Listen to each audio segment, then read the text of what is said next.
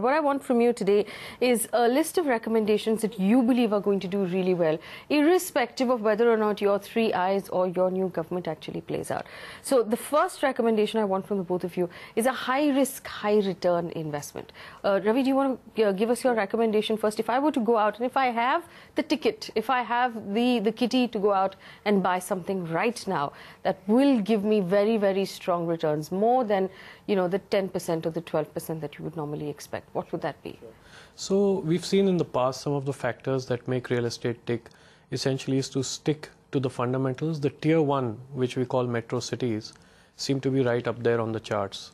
From those, I think I would pick Mumbai as a city to, you know, fall back on for high risk, high return, particularly given the trend and the shift from South Mumbai, which is the CBD of Narendra Point, into Bandra Kurla complex and locations around Bandra Kurla complex. So the Bandra East location, if I could just drill down in a micro sense and pick that up for a high risk, high return, clearly we have seen the Bandra West being a very posh, high-end residential location, and Bandra Kurla complex take off. We're seeing prices in Bandra Kurla complex almost 50% of Bandra West, and that kind of, you know, once the trigger of offices moving in, social infrastructure already catching up.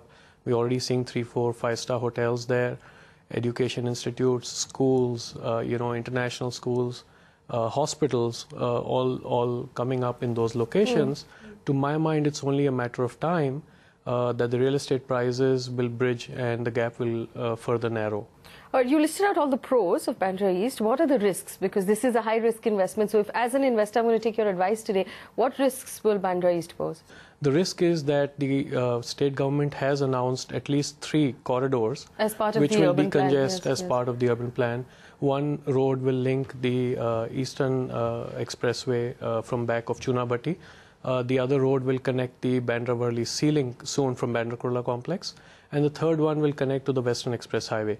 Now, if these, you know, road infrastructure projects do not shape up in the next 2 years, which is the scheduled time the government has given us to believe, then to my mind, the location may just get choked up further.